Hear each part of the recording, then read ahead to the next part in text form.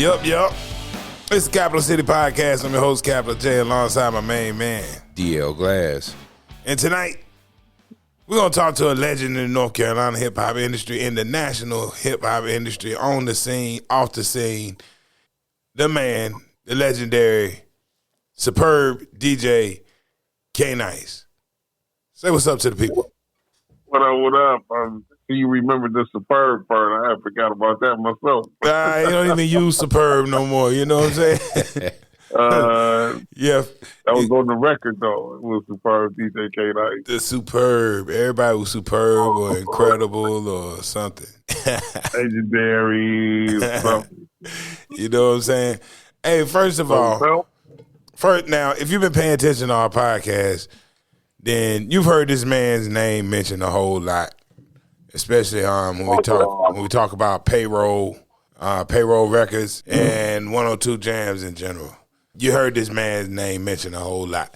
So, Kay, before you get into your story, I'm gonna do a quick summary.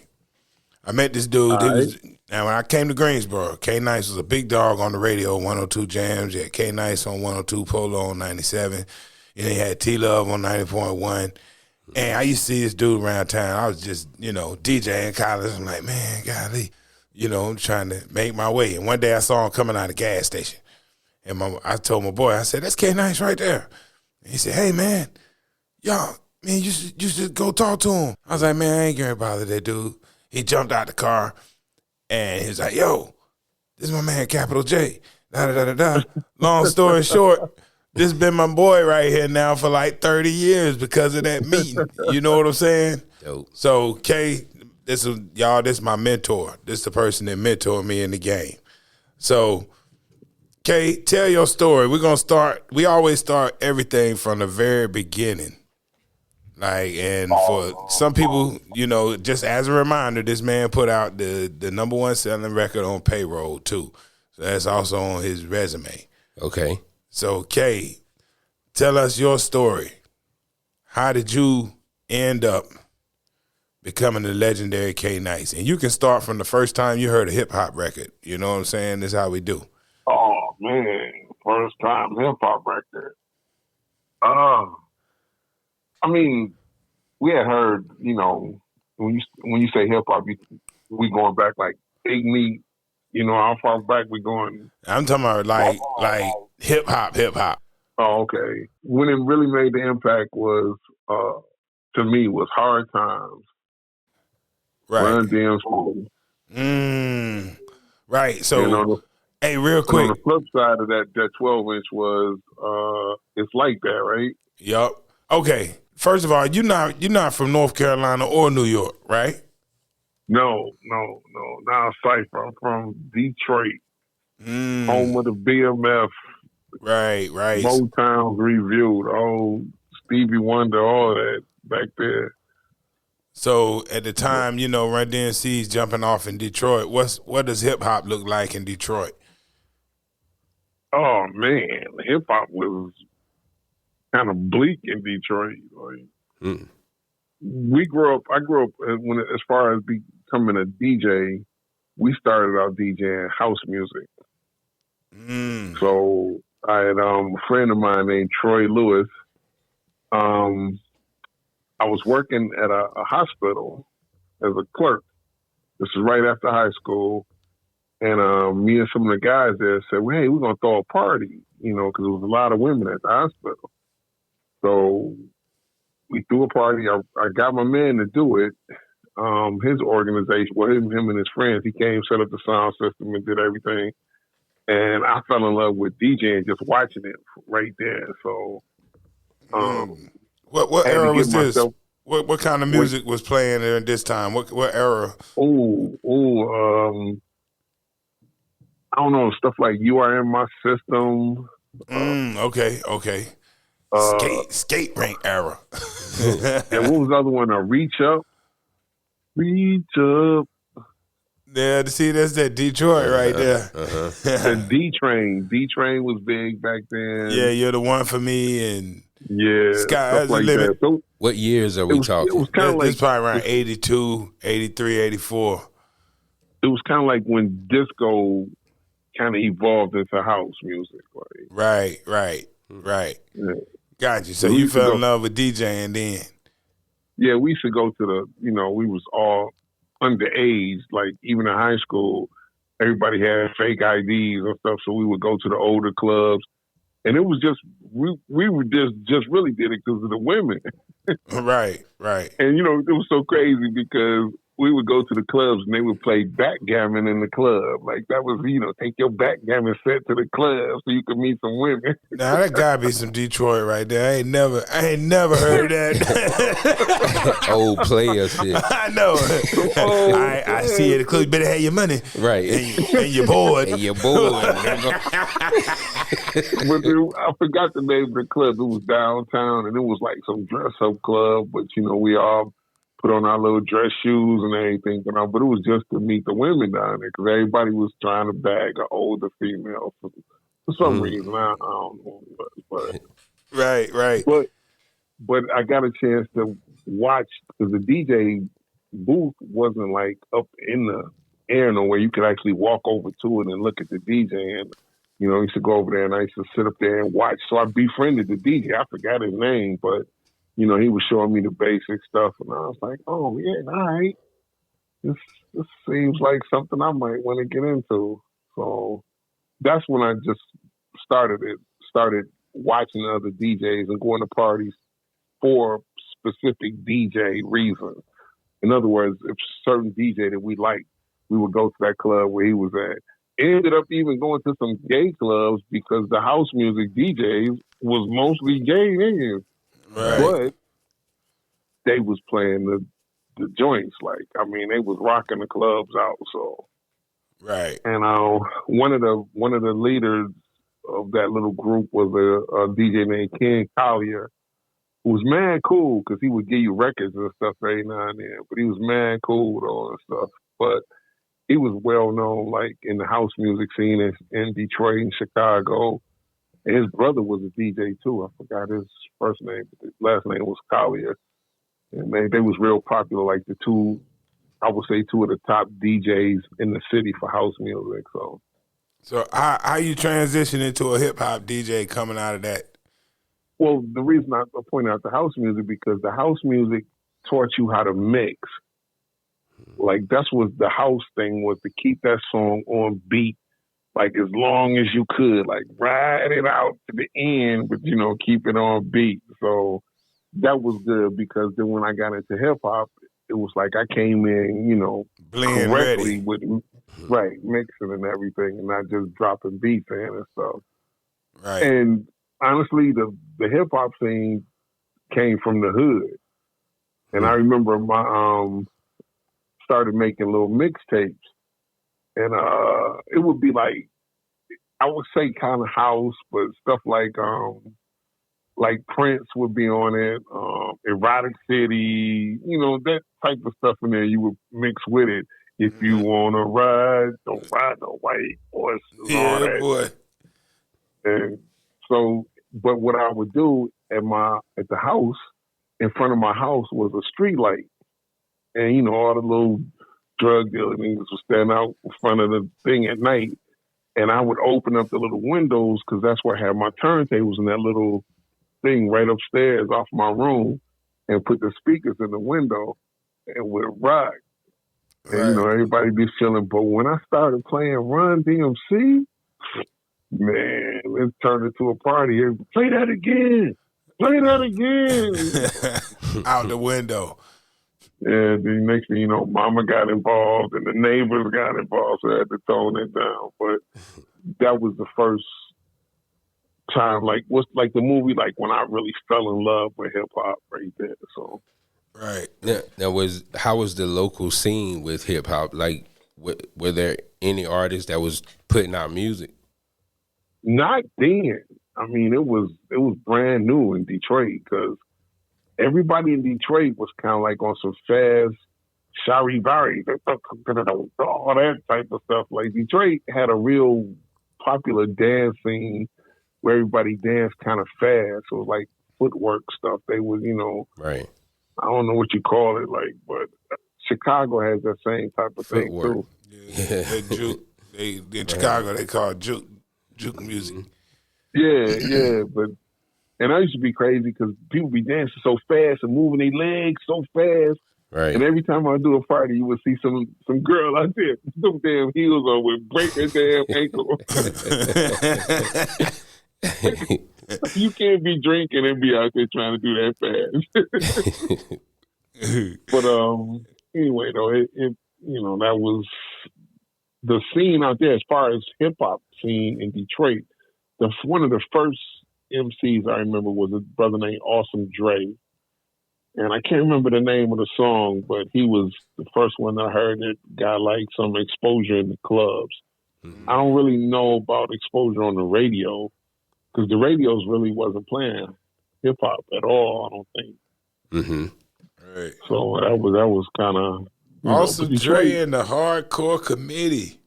Yep, Awesome Dre and the Hardcore Committee. Oh, yeah, some joints out back in the day. Look what you could do with Google. Detroit's Godfather of rap is what they call him.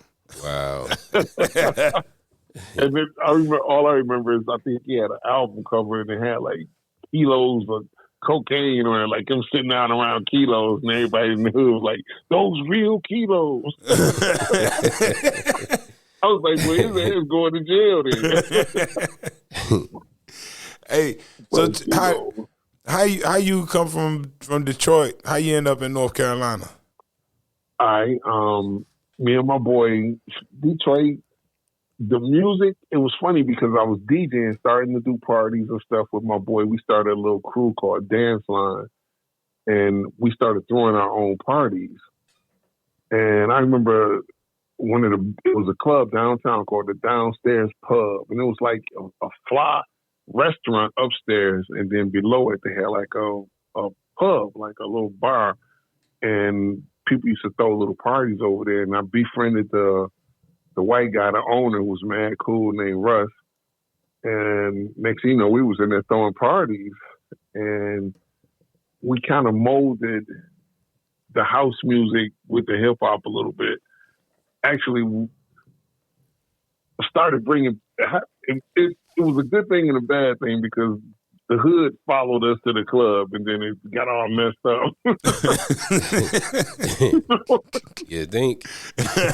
So, learned a valuable lesson. Like, you can't invite all your hood to the club. That's for damn sure. But, right, boy, that's your gig. But and that was like, it was mostly like downtown, like drug dealers, like the Young Boys Incorporated, which was a big drug clique. A cousin of mine was in the damn clique. I didn't even know it till he came to the party and had about 20 Corvettes parked out front with all these little young dudes driving. So. Hey, but they came in and bought the bar out, so kind of helped us with the spot. But So in Detroit, of course, the drug game is jumping. We did an episode one time talking about the impact of crack on hip hop. Right. You know what I'm saying? Right. And the money that was just flowing through clubs and into the music scene and all this stuff. Mm-hmm. So, through the total economy of the city, like. Yeah. So Detroit was jumping.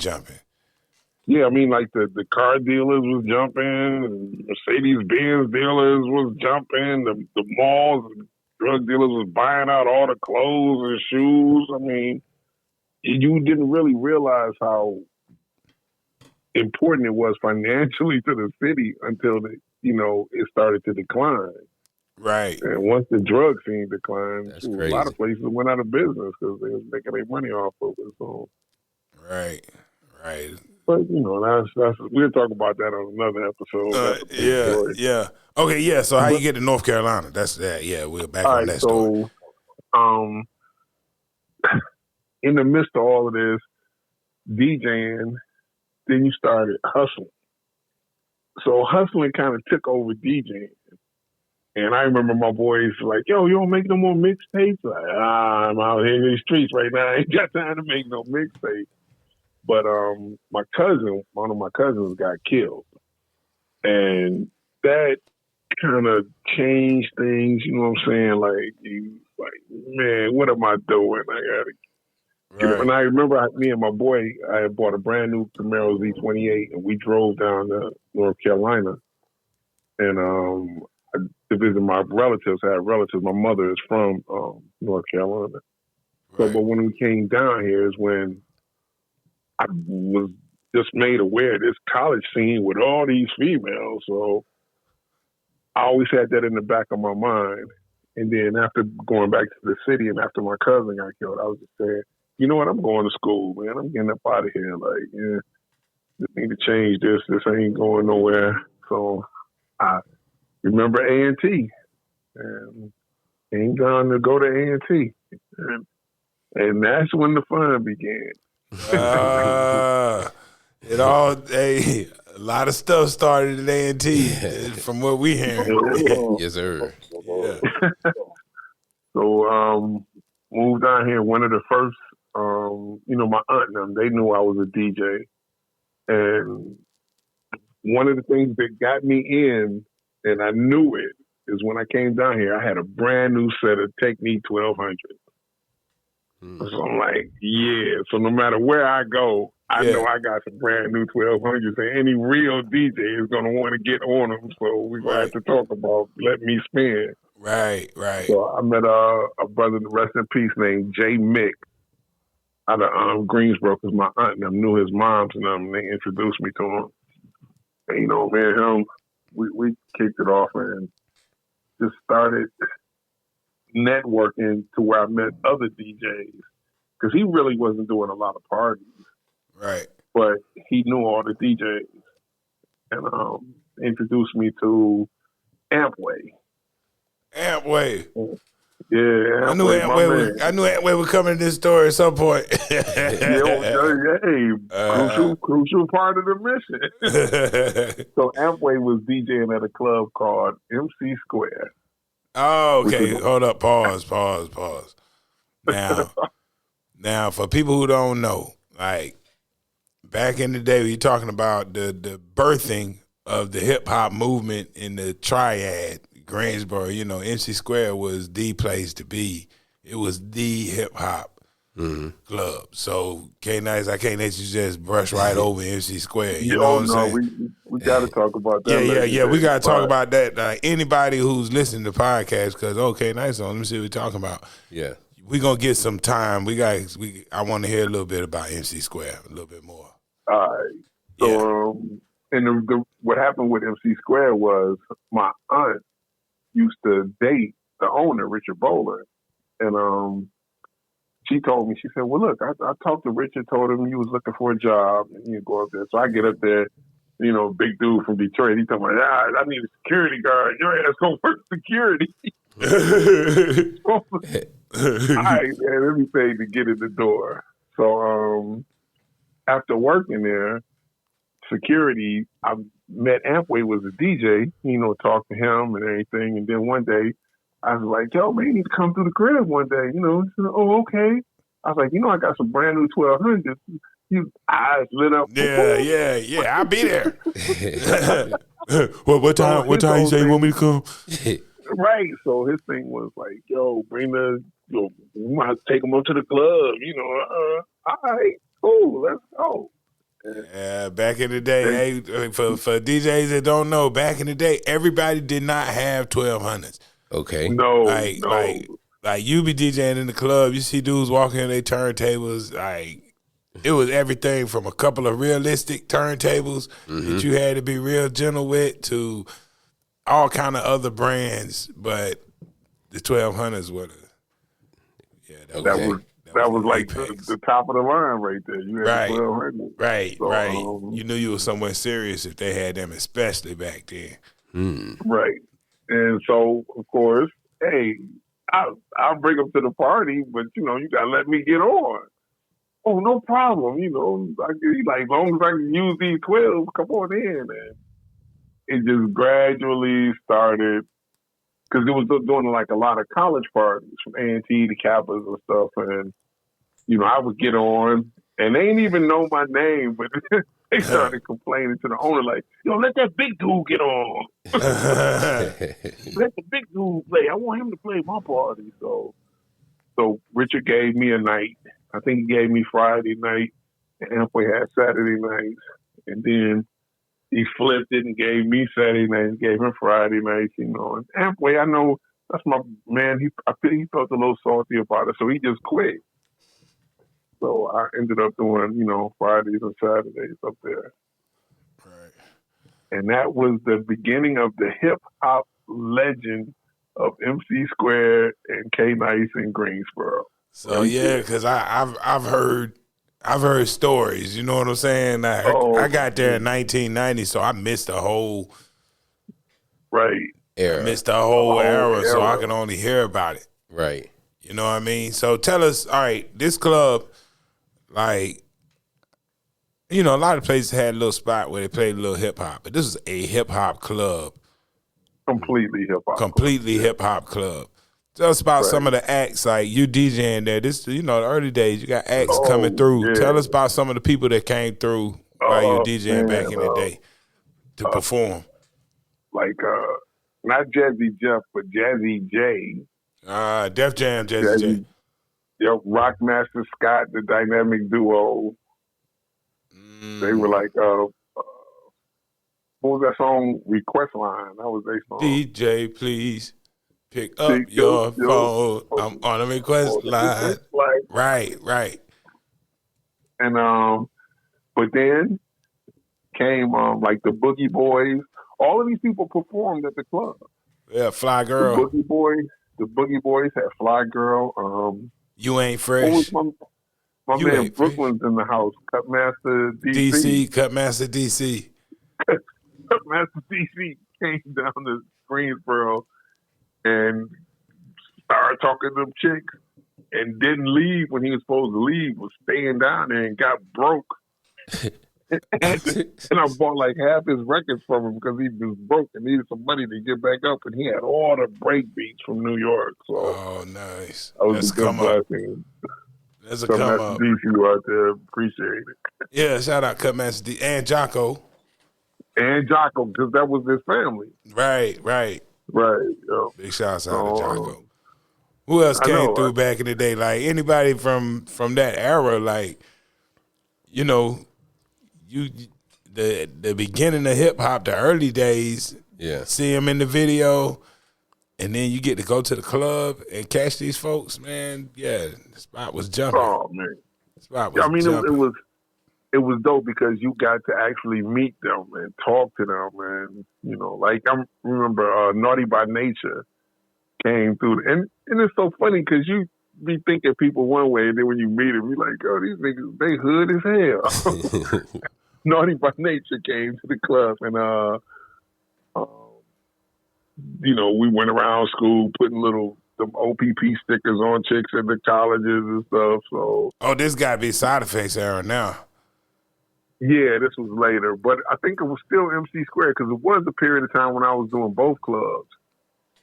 So, like, I think MC Square was mostly like Saturdays, but Side Effects was probably like, I think I was doing the Thursday night college thing over there or something. Thursday or Sunday? Yeah, but it wasn't for a long period of time because Richard Bowler got mad at me because I left and went completely over the Side Effects. But after so many shootouts and stuff, it was time for me to get up out of there. So. Yeah, MC Square was right in the middle of it. It was in the project. Yeah. Oh wow. Yeah. Like in the heart of the project, not like on the edge, like right there. Right. Like 90% of their clientele was the project. Just walking across the street, you know what I'm saying? Yeah, but it was a learning experience, man. That's a good time, man. I remember UTFO came. UTFO came here twice.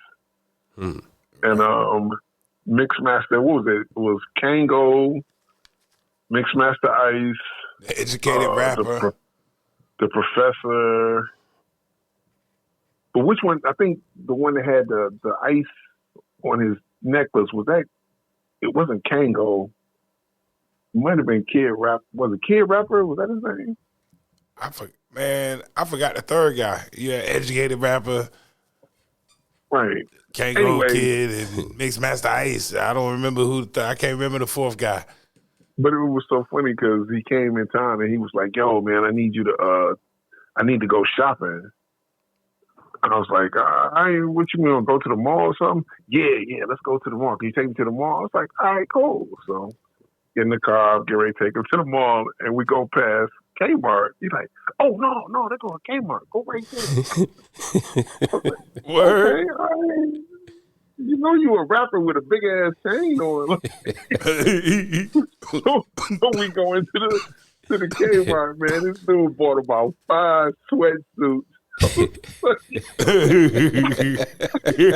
hell is you doing? It was so crazy because when we got to the register and the lady rang him up and it was an old black lady and she seen that big chain on. She said, "Who the hell are you supposed to be?" I was like, "Oh no, this is the dude from UTFO." She was like, "UT what? What is that?" But that chain ain't real. That ain't real. Like, man, you can't be a hip hop star and going through Kmart. Nah, you can't be in Kmart, man. not buying no gear. Right, because if this is real jewelry, why are you in the Kmart buying sweatsuits? Right. It's the ride in. It's the ride. That even though they was rappers, they wasn't making no money. Nah, it was tough. The grind was tough back in the day, wasn't it? The grind was, look, Tango came and they took a picture with this girl, and he had on the white boots. He used to wear some white boots, and they had a scuff on it, like on the side. The next year, they came back, he had them same boots. The girl pointed it out. He said, he got them same boots. I'm like, damn. They not making no money. So the grind was real, man. The grind was real, man. The grind was real. Hey, go ahead. It's you. No, I was just saying, but in the midst of all that, I got a chance to meet a lot of rappers, and you start building up some friendships that was kind of cool. So that was a good thing about it. Right. How you so somewhere during this time period, the radio came knocking, or somehow you ended up on the radio. Right. There we go. That's another story. Okay. Rest in peace to my man. What was it? Big Walt? Big Walt. Yeah. Big Walt over at A&T. Because he was at NAA. And he was also doing part-time at 102 Jams. And he pulled me into NAA. And I did a few mixes on the station over there and stuff. So then he was like, man, I need to get you at 102 Jams. So, of course, back then, they had mixes, but they only had 2 mixes, and that was 2 white boys. It was the Funhouse, not Funhouse. Jamie Workman. No. Bradley Hinkle. Bradley Hinkle, yeah. What was they? Ultimates, right. But then it was another white kid from Winston-Salem that did mixes for Ultimates. Right. And he was there, too, So anyway, went over there one day with him and met with Brian Douglas. No, was it Brian Douglas first? Brian told me you were already, when we interviewed Brian, Brian said you were already there. He said, matter of fact, I think Nyce was the first guy I met when I got there. Yeah, it was another guy before him. I can't remember his name. He was the program director. I forgot his name. But anyway, they called me in for a meeting about doing a battle against day DJs on the air. So I was like, yeah, that's cool. Because first Big Walt was trying to set it up so that we did it at the club. But they was like, well, no, it ain't going to be fair for him to go to your club. So, okay. So they said they were going to do it at the station. Right. So I was like, all right. So I'm getting all ready for this battle and everything. And then right before the battle, he took call and said, hey, man, we're not gonna even do this battle. I'm just gonna let you do Friday night. So he put me on the air on Fridays. And, So that was the beginning. So 102 was a hip hop station then. Yeah, but they were also playing some stuff like like Pretty Poison and in a regular rotation. They weren't Seduction and stuff like that. They would cross over rhythmic. Okay. Right, exactly. The true designation for 102 Jams is not even urban. Like urban basically means black, but rhythmic I would say is white people that like black sounding music. Okay. Right. Okay. Because they would play like a Will Smith before he would play a Run DMC. So right. Okay. We added that, which shocked me to this day. Because remember, Bushman was there too. Yeah, that's my man. Bushman, he's still up in Detroit at WTLV. So that's my man. I talked to him not too long ago. Word. But we never forget when Brian Douglas added that song, "You Saw My Blinker, Bitch," and I was like, "Yo, you can't play that in regular rotation during the day." The old lady started calling him.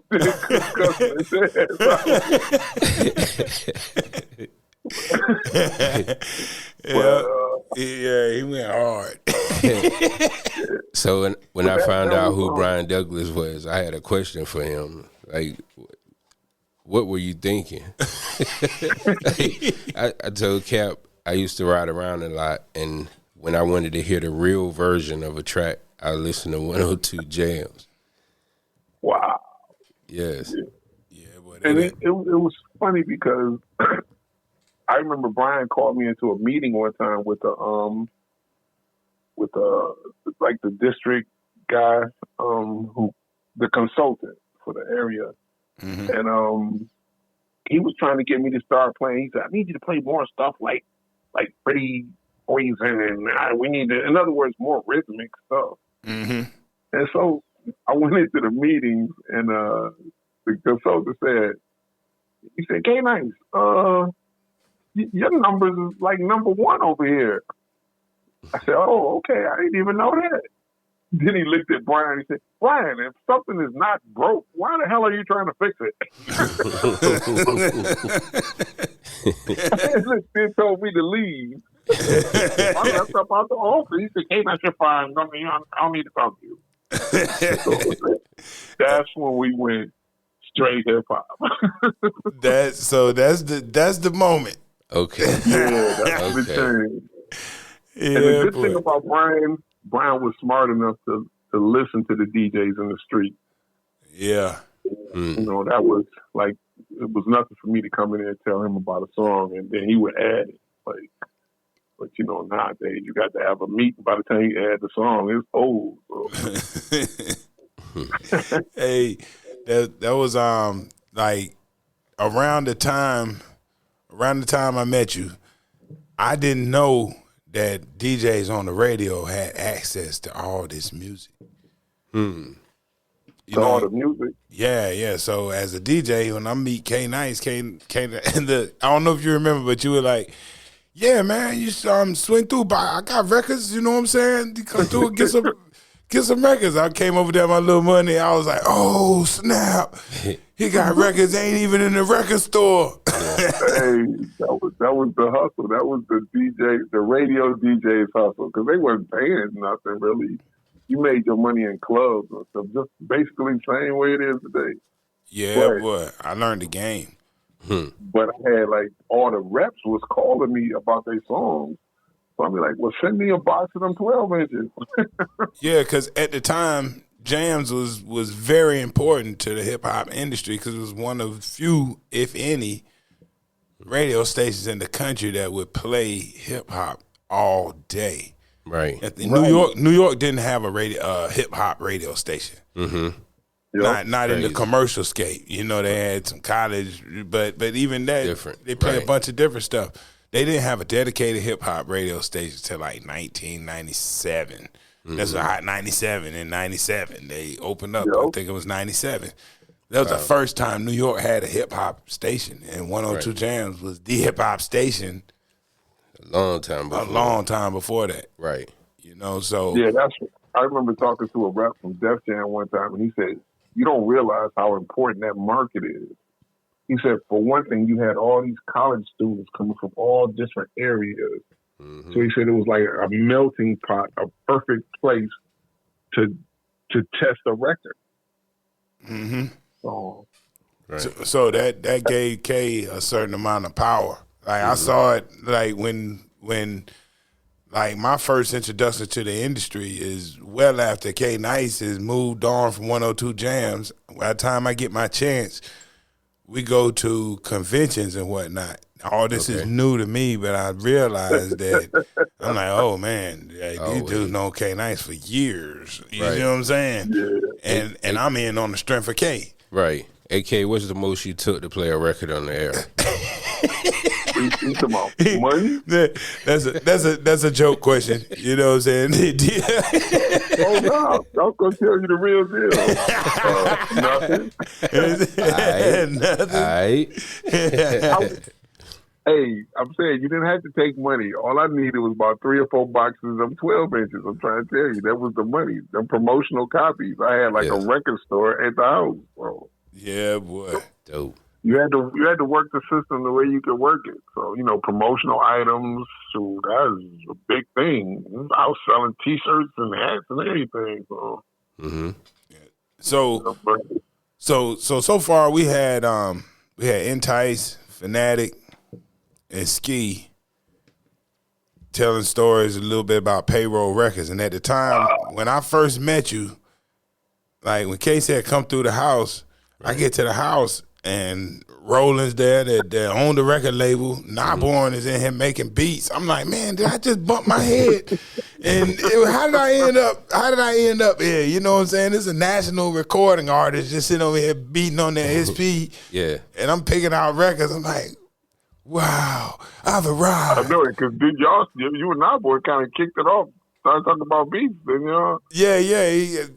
I brought a record back, and he helped me chop it up. This is the first time, well, the second time, because Fanatic did a similar thing. Like, everybody, like, all those cats were so cool, man. I'm so grateful to all of y'all for being so welcoming. You know what I'm saying? Right. With the information, it's like, and just sharing stuff. Like, everybody was just cool. You know what I'm saying? So I had one of great the experiences.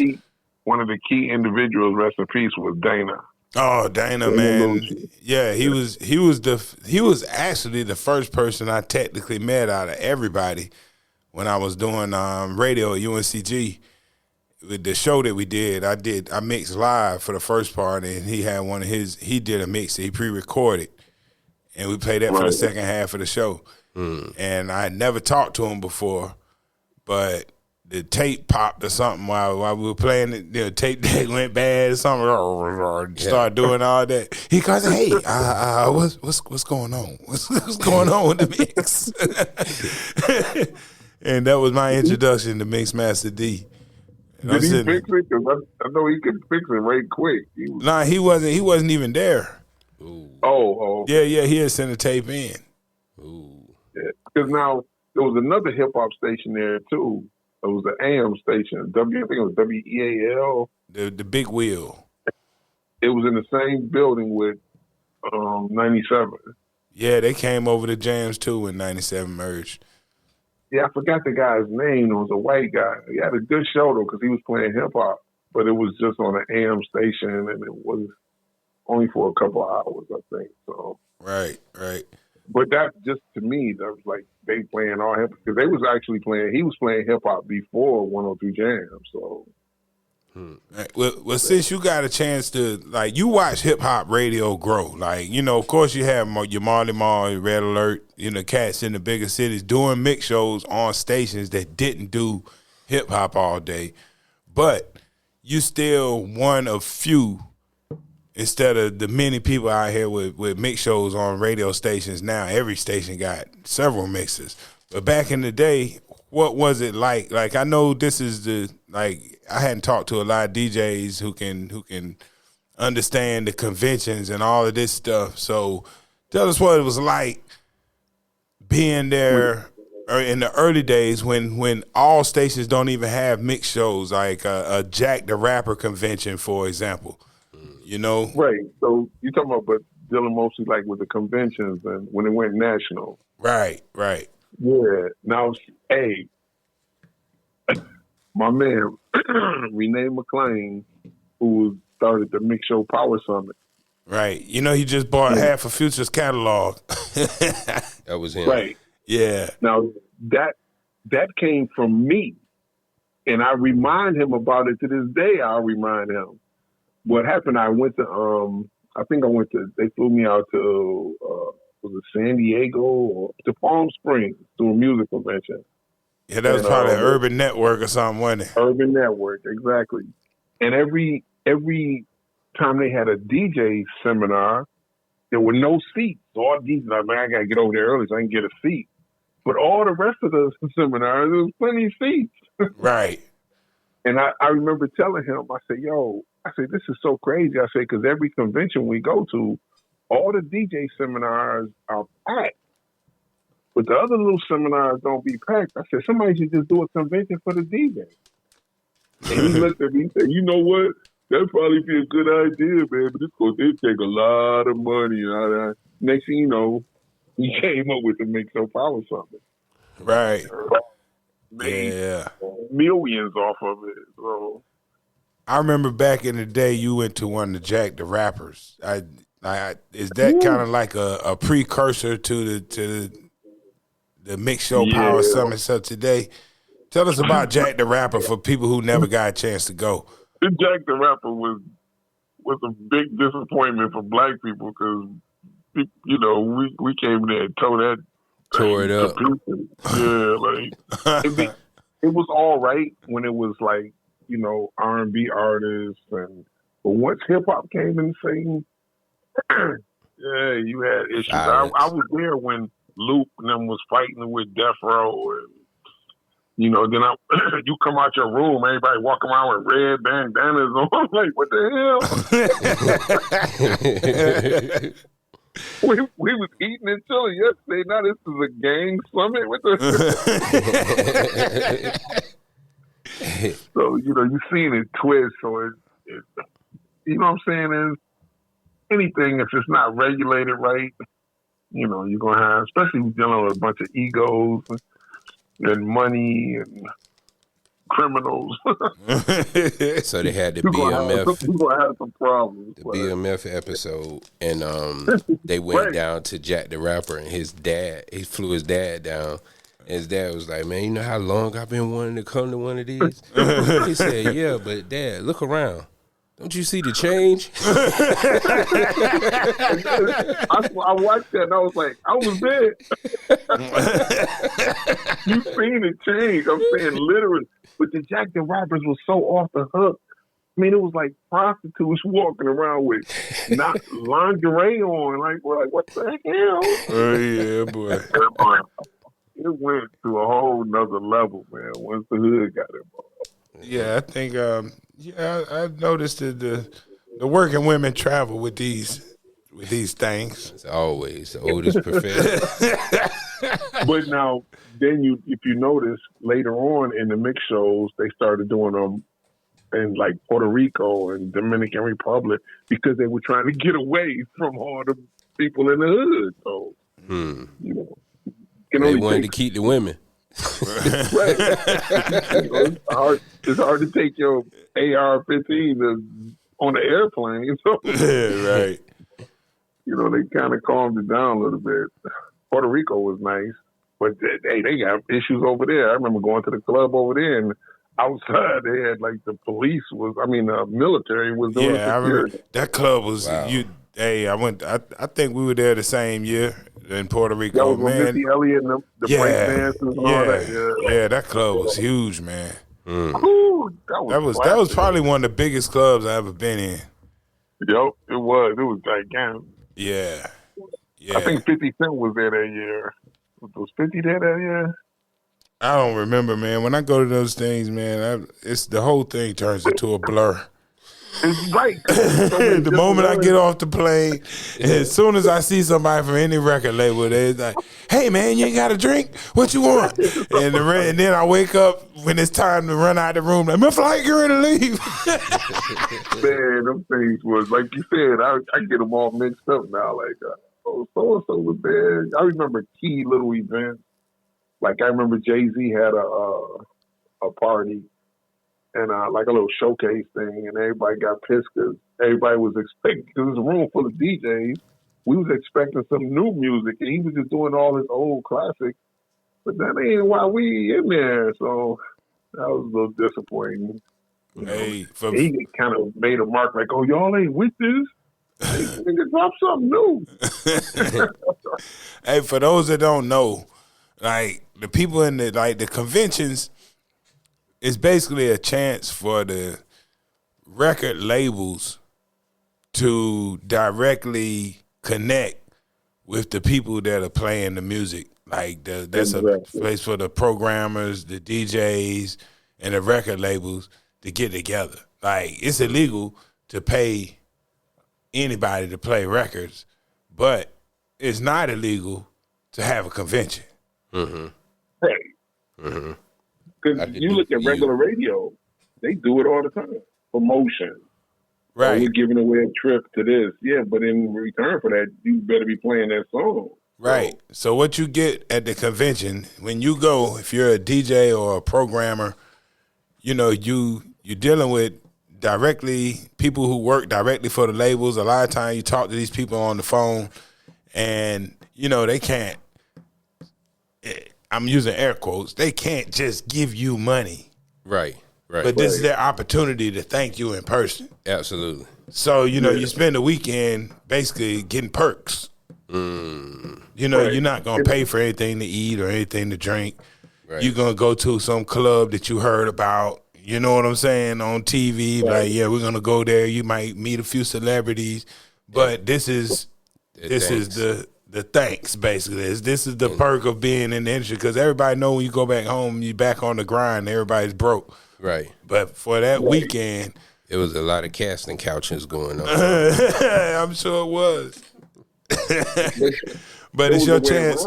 It's your chance to network and be around the other people in the industry. You get to meet all the, the people who do your job, people who you might get a job with later.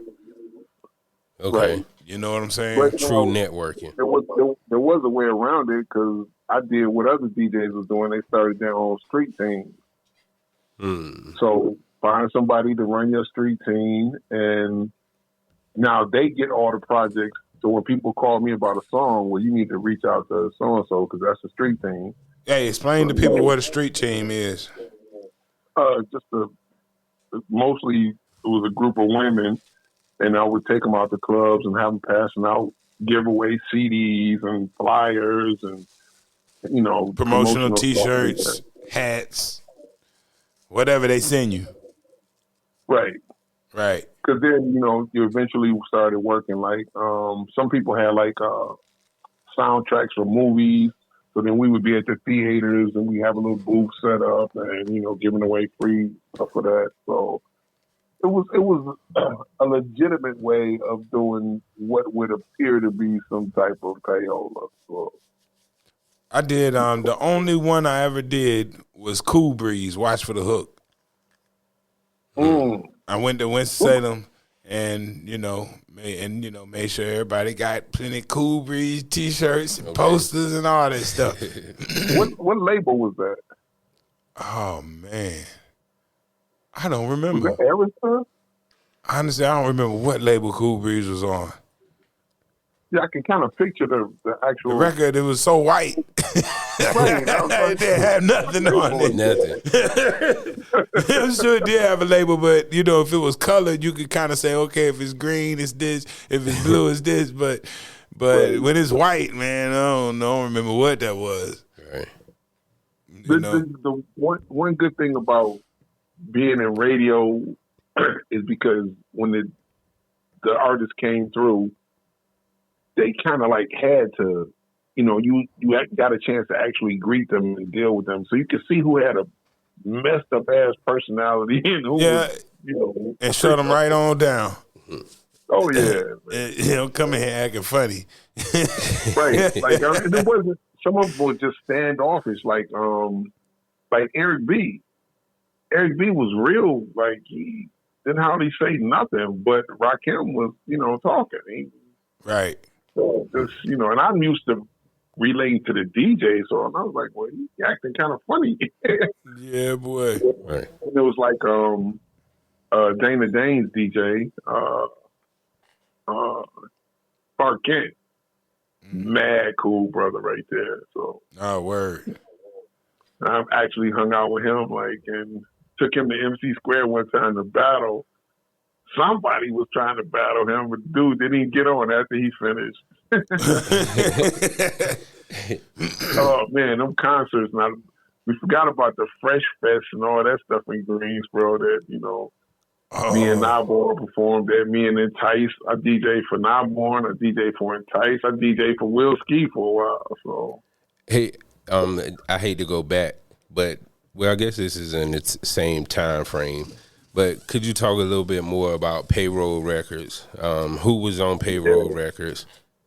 Yeah, we gotta bring up Payroll. Rest in peace, my man Roland Jones. That was a good friend of mine, man. But I met, in other words, so this is how that happened. I was actually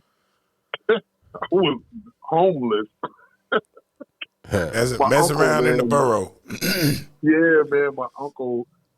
I was staying at, and it was so crazy because my mother had came down and got the spot for him when his wife had stabbed him. But they had got back together, so they had this extra little place over there. So it was right by A&P.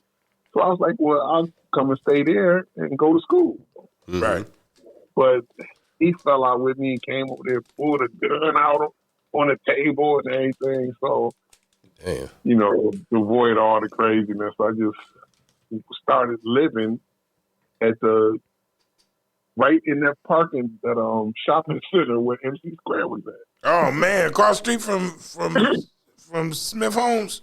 Yeah, it was like that hallway. It was a hallway down there, and at the end of it, it was a room. It had a little cot in it. And I stayed there probably for about 2-3 months, I think. But the good thing about that was that's when I met Roland, because he came up there looking for a spot to open up a record store. Right. So, stuff happens strange, but, me and Roland kicked it off. And so that's how you met Roland? Yeah. I actually introduced the Busy Boys to Roland. Because we were talking about groups, and I think he came to this club one night and was like, oh, so all the little groups and stuff. So, and that's when Fanatic was the Man Upstate. I think it was wasn't it just Wilski and the Man Upstate? I think that's what they was calling themselves. So. I don't know. That just we were tired of both of them. Neither one of them ever brought that up. Right. He tell you his name was the Man Upstate. Nope. Nah. Billy Lillies didn't bring that up. That was the Man Upstate. I don't know where he got that name from, but that was his name. Okay. But, the thing that got me with them so much because he had an 808 drum machine. Okay. Back then that was like, the Holy Grail drum machine. So, but I introduced them to Roland, and that's when he started investing in the Busy Boys. Oh, nice. Okay. And Nyborn came along because I met Nyborn at the record store too, because I was working at the record store. And he came in, had just moved down from New York, and I think Nyborn had lost like both his parents in a car accident or something. So he had, inherited a little bit of money and he moved down south. Right. That's when I met him because he was a DJ. And, Nyborn was good on the cut. Right. I never heard him do a party though. Right. So, but his thing was more trying to be in the production and stuff too, and as an artist. So me and him ended up kicking it. He ended up staying with me for a while, and just, we formed a good little friendship. Yeah, man. Good people. Made some classic little tunes out of that little section. But Roland had a great dream, man. It was I seen it, and it was if it had held together, it would have been phenomenal. Yeah, that's what was one. that? That's the consensus right there. That if Payroll Records had held together, it would have been phenomenal. You had so many talented people, and you had Mark Sparks, and he did production for everybody, and Fanatic and Ski, and even the other dude out of Durham, got his name, but he broke off from the camp a long time ago. But he was moved out to L.A. to open up had a mini mansion with a studio in it. So what? Everybody, if you could have kept that all together, you know what I'm saying? Like you gotta think about it, because it was Soul Life that branched off of that with Anthony Hamilton. Like, it was a whole nest of Sunshine Anderson. All of that was kind of in that link. Like, what happened? That damn cross-collateralization clause in the contract. The what clause? It's called a cross-collateralization clause. And we had a deal on the table with Atlantic Records. Sylvia Roan, I think that was her name. And she was in charge of the new artists, signing new artists and everything for Atlantic Records. So we had that deal, but it was the Busy Boys and it was Nightborn. So it was like combined. And our lawyer didn't want that. He wanted us to have two separate contracts. Because what they were trying to say with the cross-collateralization clause was that if one of the groups didn't live up to what they were budgeted for, they could take that money from the other group if they did and even it out. So, which is kind of unfair when you think about it. But yeah, y'all tied in together. Yeah. Right. But y'all came in. At the same time, it was, when you look at it from the grand scope of everything, whatever it was only going to be like a 4 or 5 year contract. So we could have ran and, took advantage of their distribution and everything, which would have been even more. So we was already getting spins in New York off of dropping it, and Nightborn was getting spins off of versatility. So y'all were individual entities of the label, not like all together. Right. We never, it's like the group was signed to Roland, but the groups weren't like signed under one payroll thing. It was just like different contracts for different groups. Okay. So we had Nyce, Nightborn, and the Busy Boys. I think that was it. And then my record that I put out, which was Time to Get Paid. Time to Get Paid, which is just me having fun at the club, mixing acapella over something with can I say that name of that lady on this show? I didn't want to get nothing in trouble. And we can all. I mean, you can. Yeah. Yeah, why not? It's been long enough. Sweet Pussy Pauline. Oh, okay. Who we later found out was a man. Oh God! How'd you find that out, sir? Because he called me. Oh God! Trying to find out how his record got on another thing, like with my name on it. I was like, "Hey, man, you need to call the label." All right. But this was after, I think Roland had passed by then. I was like, ain't nothing to collect around here. He was just hearing about it. Right. Like he said he took him years to find us. I was like, too late now. So. Yeah. Hey, if y'all ever want to go back and check that out, you can look it right up on YouTube. K Nyce and Supreme, Superb DJ K Nyce and Supreme Nightborn. Okay. Everybody had to have something. Time to Get Paid. Time to Get Paid. That's the name of it. You know what I'm saying?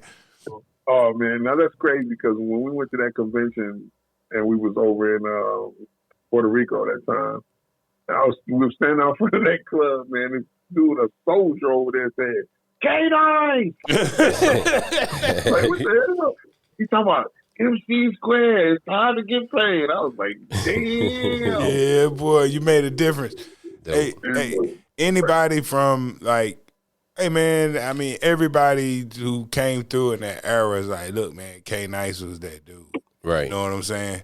Right. Like, I mean, he did the big joints. Mm-hmm.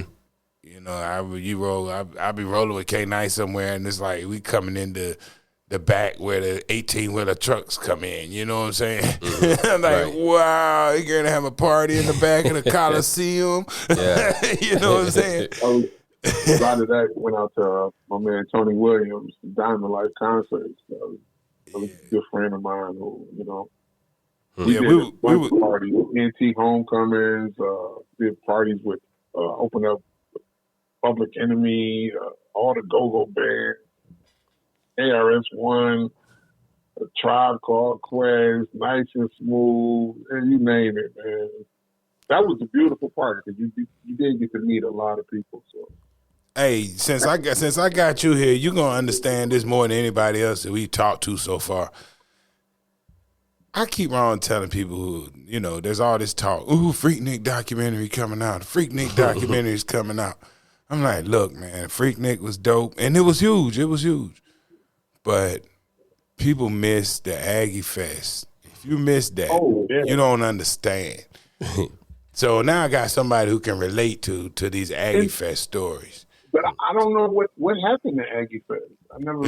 It honestly, the last year they had it, I remember a basketball player from NC State got shot and somebody tried to rob him while he was sitting in traffic on Market Street, and that was kind of right. That kind of put it. But you still kept the homecoming, so that's why I was like, right. Homecoming's huge, but Aggie Fest was a spring festival. It's like and it was ridiculous. You had concerts in Greensboro. You had one that right behind the football stadium at A&T. So A&T's campus turned into Freaknik. Oh, wow. In that parking lot. Right. I was here 88, 89, and 90. Do they still do that, though? They do something, because I DJ'd over there. I mean, we performed. I had me and Nyborn and Nyce performed over there maybe probably about 10 years ago, I think.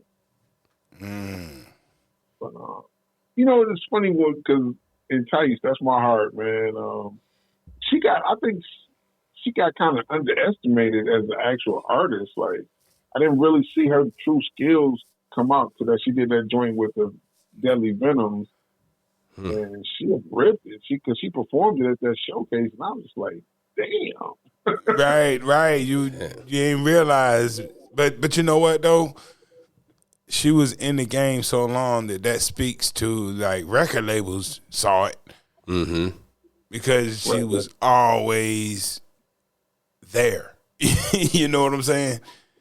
Yeah. Like she had the longest performing career out of everybody. You know, like, of course Ski and Fanatic had the productions, but as far as actually performing, she had the most longevity out of everybody, performance wise. Out of everybody. As an MC, she had the longest run. That's dope. Because I think she had 2 videos, and then she went up and started doing stuff with the Deadly Venom. Right, that's a long career, man. You talking about from shoot, that's a good 10-year stretch. It's hard to have that kind of longevity. 89 to like 99. Wow. Right. You know, she was real professional about her stuff. So her mom's was on top of it too. Mrs. Brown's no joke. So she was the first signee, right? Major. She was the first one to go major off payroll. Yeah. In the state.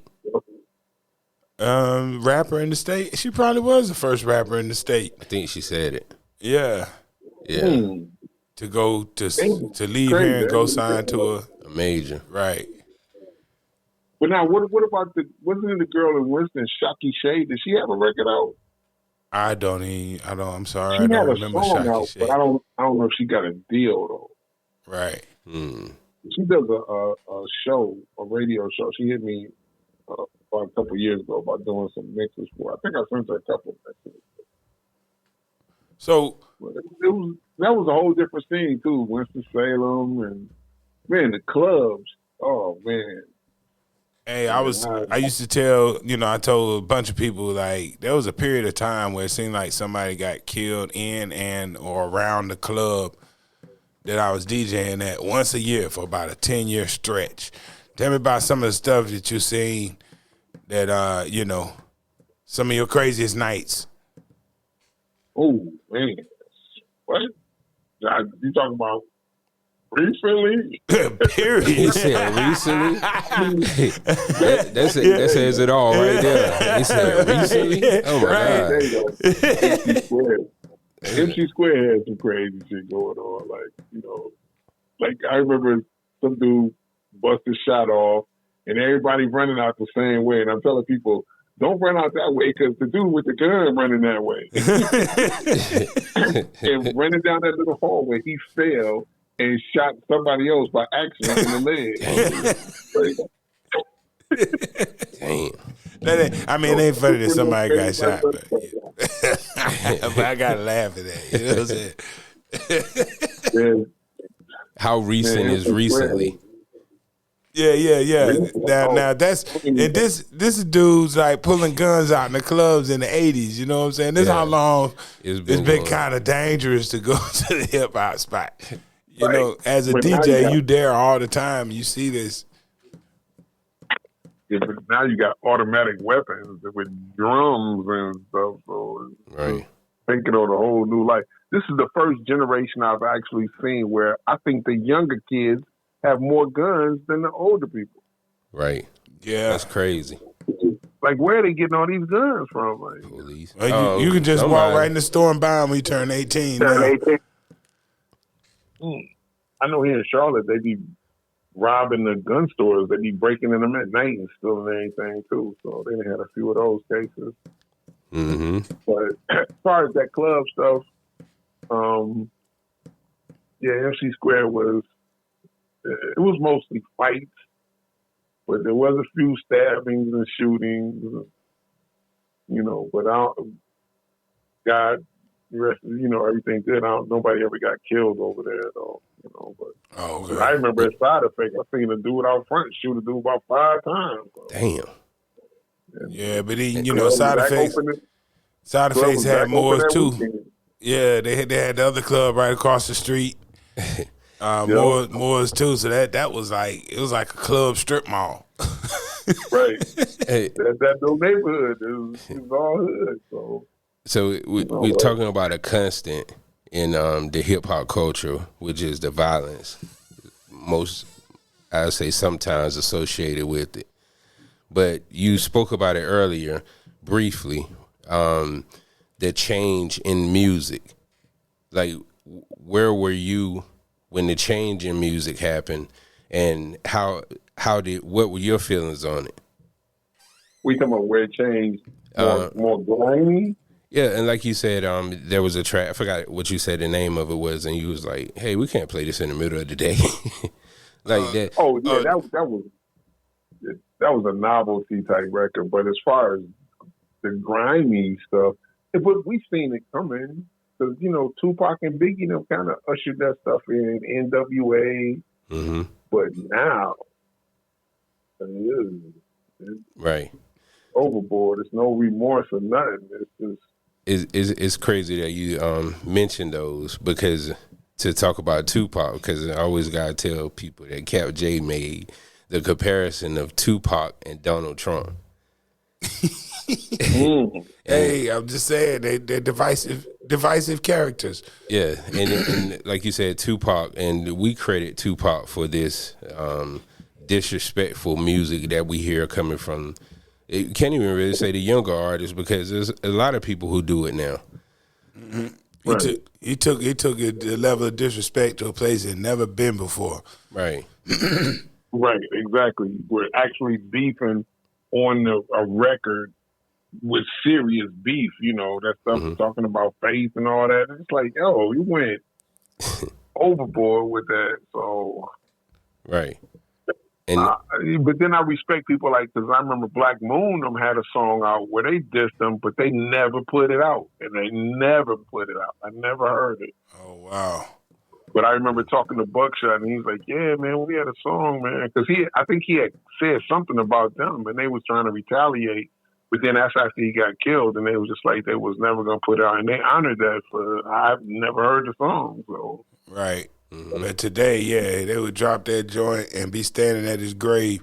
Right. Right. Exactly. Music is so vulgar and so direct now that some places are changing it in the judicial system where they're using the lyrics against the artist. Like, what do you feel about it? What do you think about that?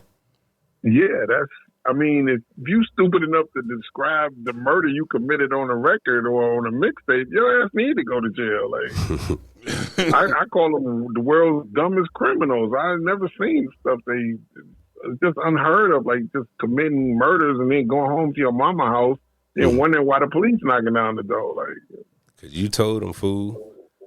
Right. That's what I'm saying. No, but I used to work at the juvenile detention facility in Detroit.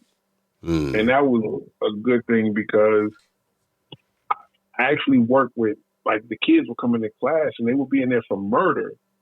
But I was like an assistant gym teacher, so I would take them out on the track.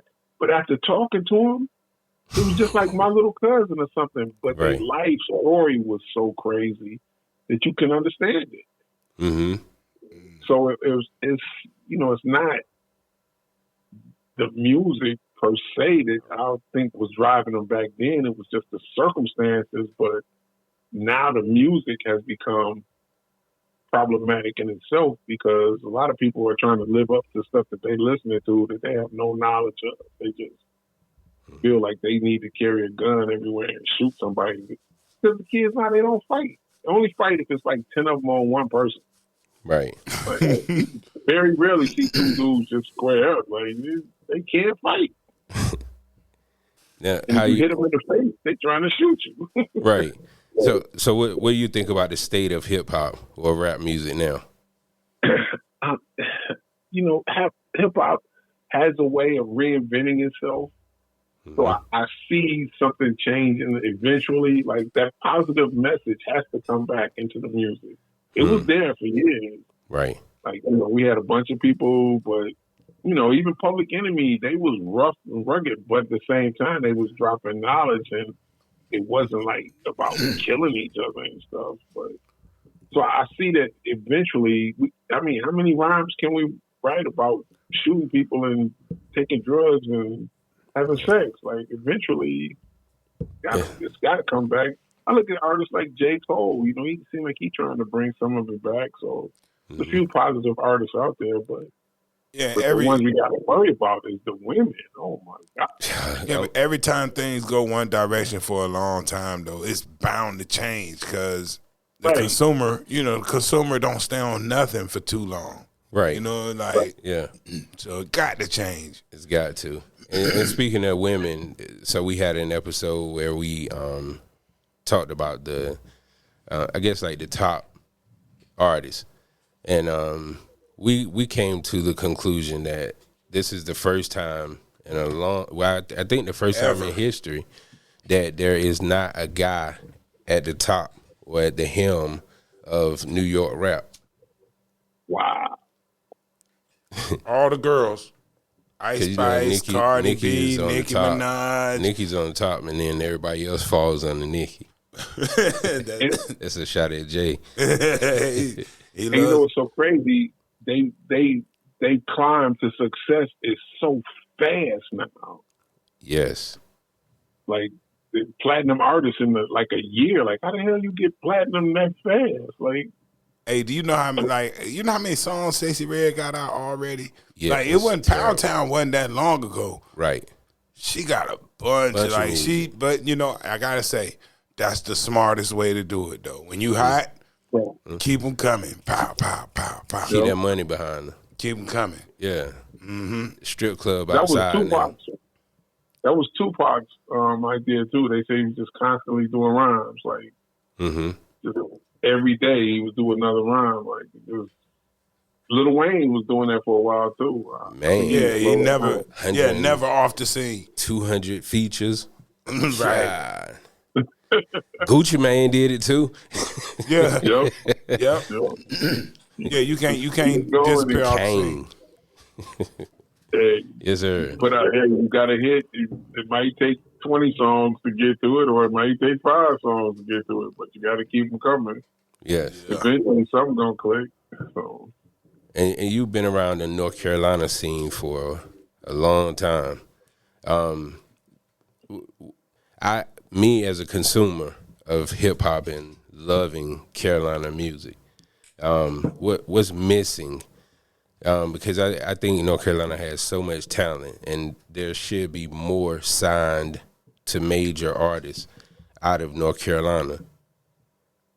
Do you think something's missing, or what do you think is missing? Well, there are no major, well, not major labels, but no really strong independent labels.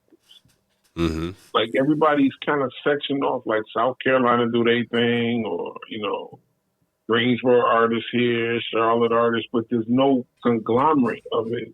There's no organization.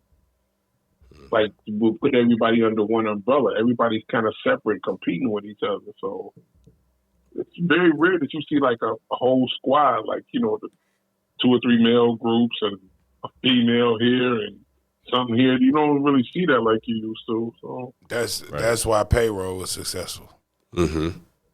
Right. And it was that kind of, it was almost like a bad boy of the South or something back then. So right. From what I hear about Payroll, that's what I was thinking, and that's what led me to ask you, like, what happened where folks just started doing their own things? Because you look at a group like the Wu. I think one time it was like 30-something Wu members or something, and but a few, a few of them went out and did their own things, but they always rep the Wu. Like just from a fan standpoint, it looked like all this stuff they were putting out was because of Wu-Tang and not different labels pushing different artists that were a part of the Wu. Yeah, now it's kind of segmented off. Like nobody.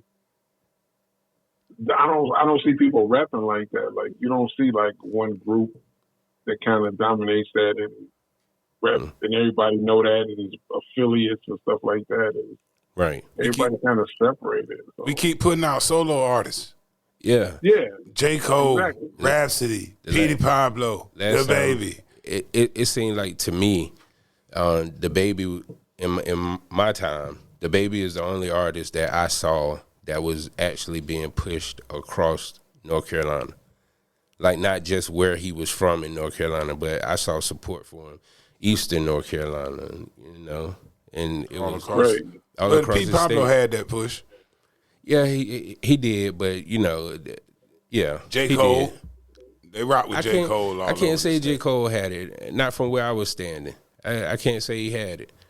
Yeah, I remember the first time I saw J. Cole in concert, and it was in Pittsburgh, PA, and then I saw him again in Charlotte.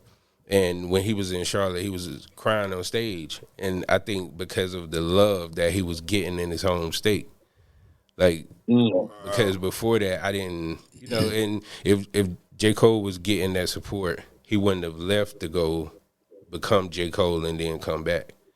Right. So, yeah, but I always like asking people that question about what's missing from North Carolina because, like I said, I just think it's so much talent here.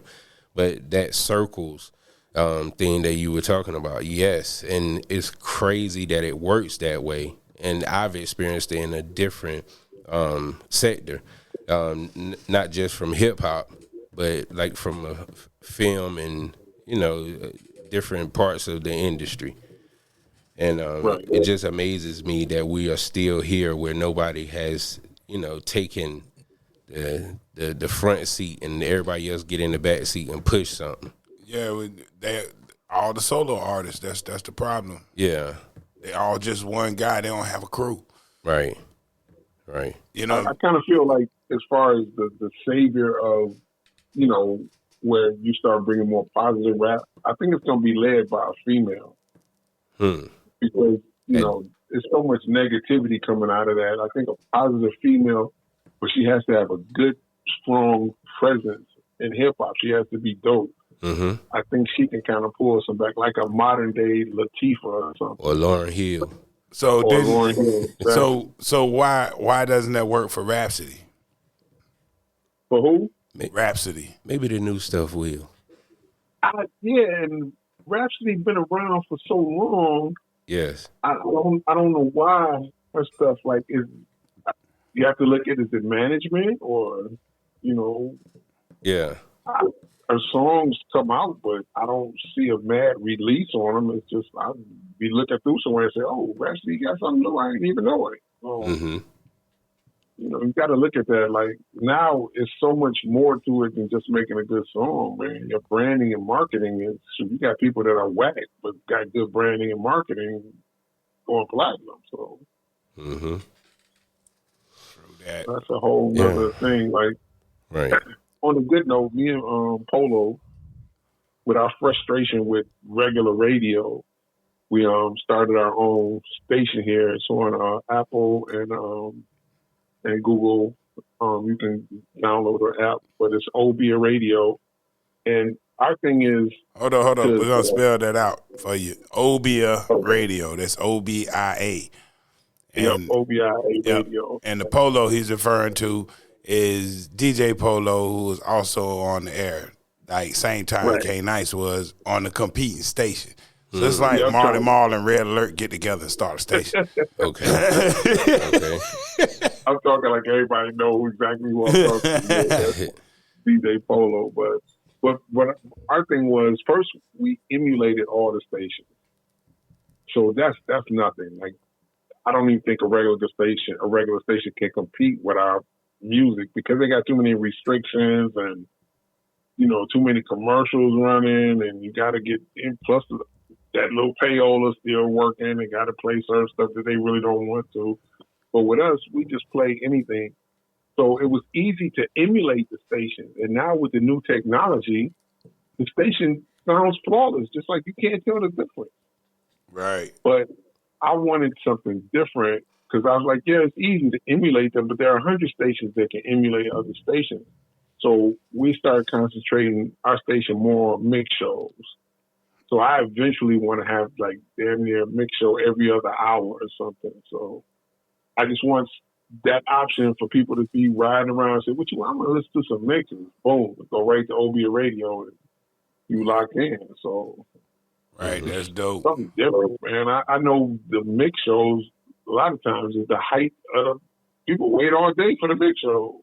How long y'all been operational at Obia Radio? Oh man, the actual app we started about a year and a half ago. But as far as the up and running professionally, I would say like almost about a year under the belt right now. So. But, we steadily tweaking. But as far as the mixes, we just started the mixes like in the last, like around the first of this year. So it sounds like the new thing. And the thing is, we combined it with a DJ school. So we got the DJs coming in on Wednesday nights for like an hour or two and teaching them.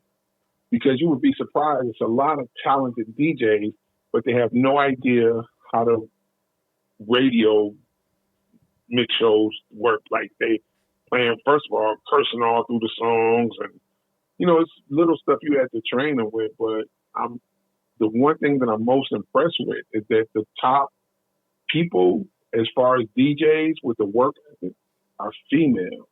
Oh wow! They gonna take over DJing too.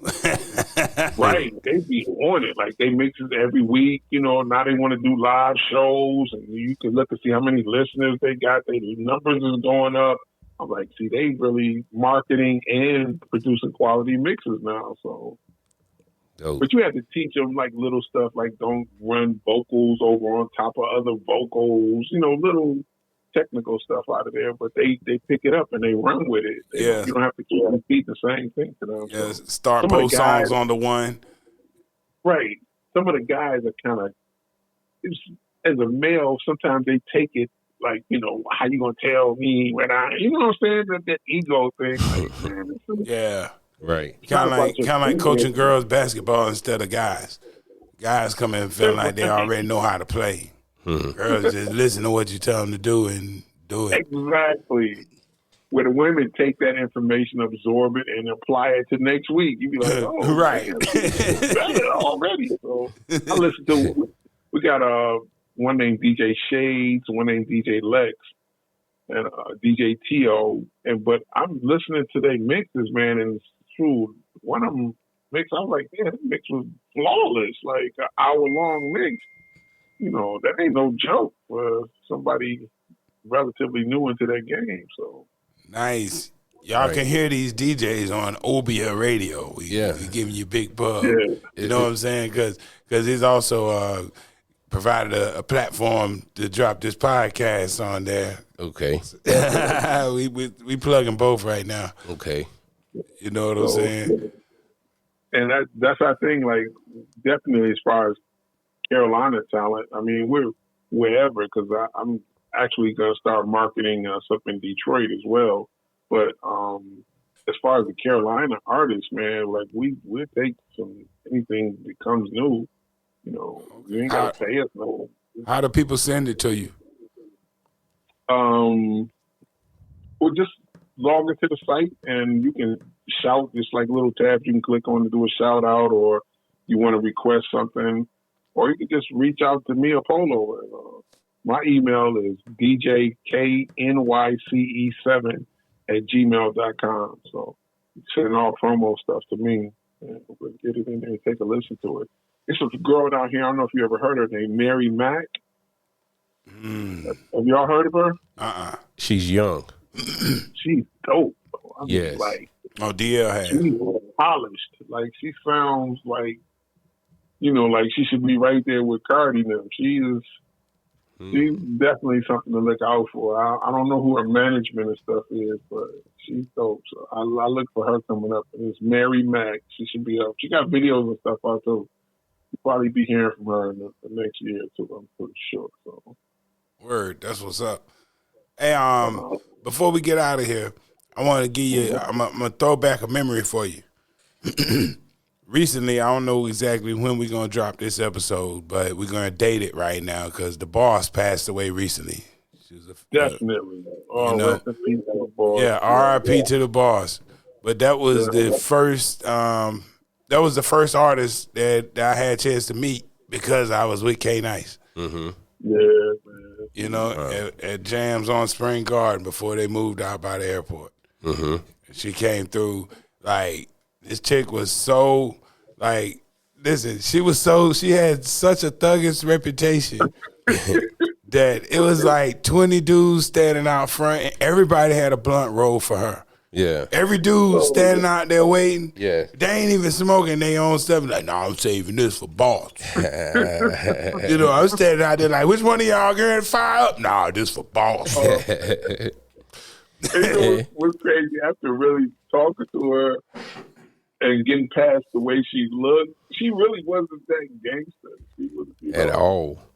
She was like typical female. Like, I looked at a video on YouTube. I kind of connected with them because they was from Detroit. So her sister was still living in Detroit, but boss was out in Cali. But that was good. I think we rolled with them. I rode around with them for maybe like 2 days. The different markets. That's when I was doing a little street promotion for Def Jam with rest in peace Lisa Coleman from Def Jam. So man, it's so many.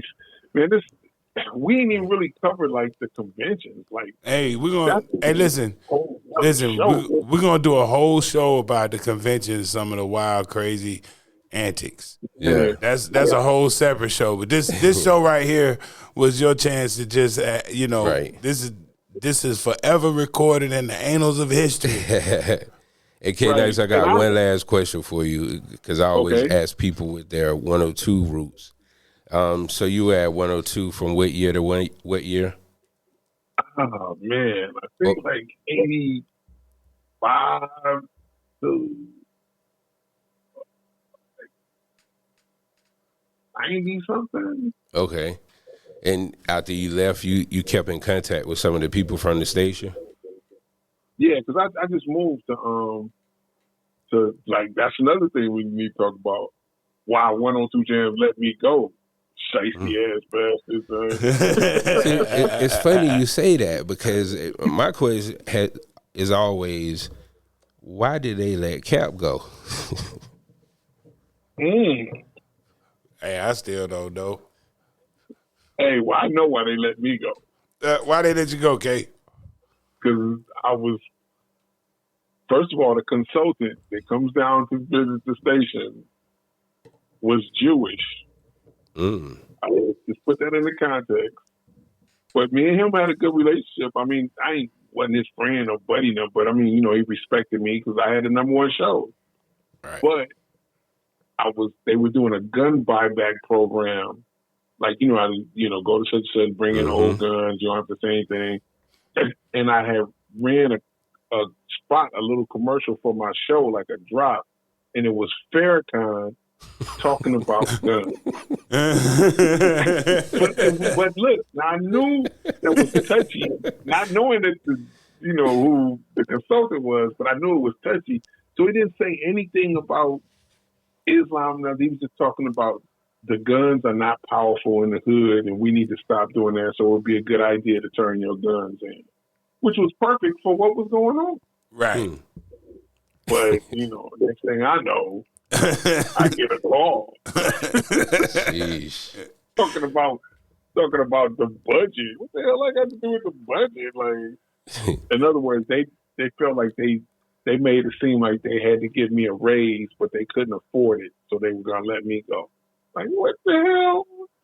Like, come on, that's the bull. I thought it was, but damn. I figured out put to the certain people work there. They, like receptionists and behind the scenes, people kind of pull you to the side to let you know what really happened. So, right. It was strange, but so where'd you real quick run down your other stations that you hit after you left 102 before we get out of here. 102 Jam came down to Charlotte, and I listened to their mix shows, and Easy Ice was doing the mix show. That's my man, and he did and Easy Ice was dope. But I guess one weekend I was listening to him, and then the next night I heard the same mix again. And as a DJ, you're like, the same thing was running last night. Right. So in my mind, they need some more DJs. so I went over there, put my little word in. And they knew my record from 102 Jam, so put me on like it was kind of quick and immediately. So that was Michael Saunders. Who was there back then. And Michael Saunders, so I stayed there. Now, the reason I left there is another crazy-ass story.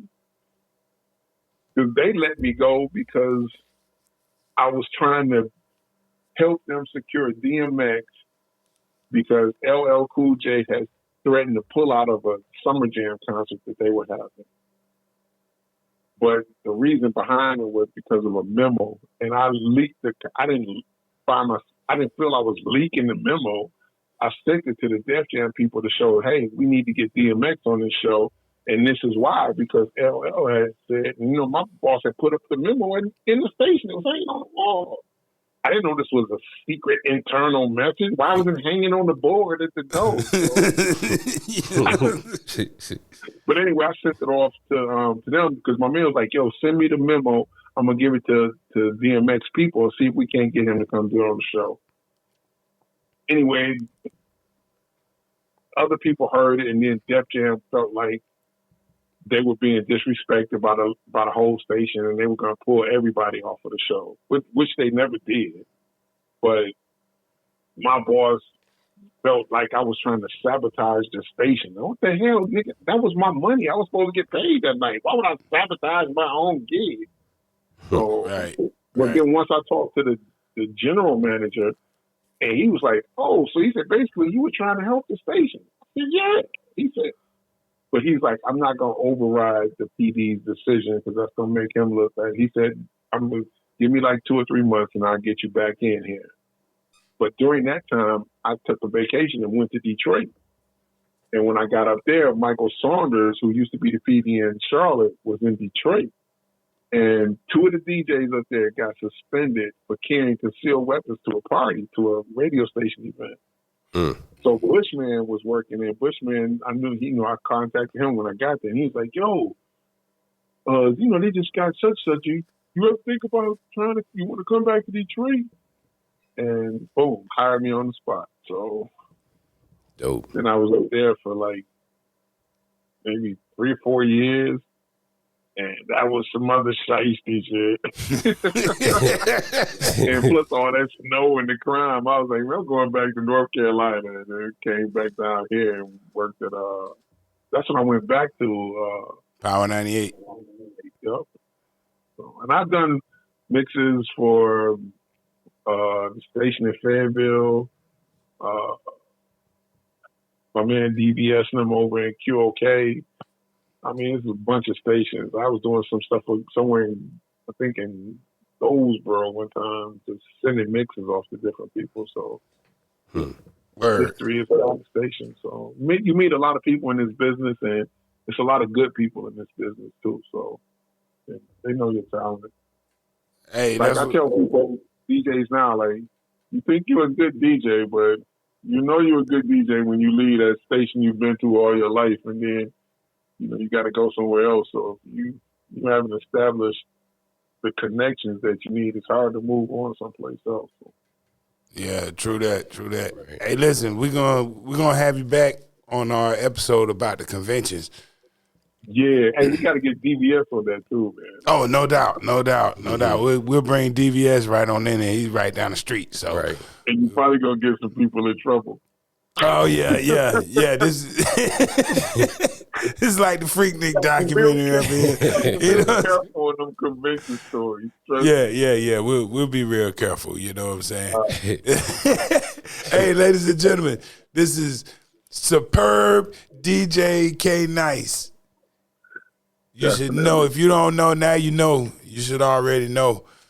And this is the Capital City Podcast. Hey, one more time, Obia Radio, OBIA Radio. Get it in on your app store, Google Play, all that, and download it.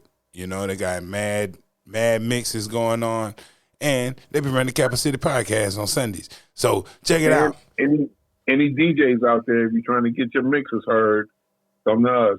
We got you. So there it is. Hey, till next time, Kay. Appreciate you stopping through with us. Yes, sir.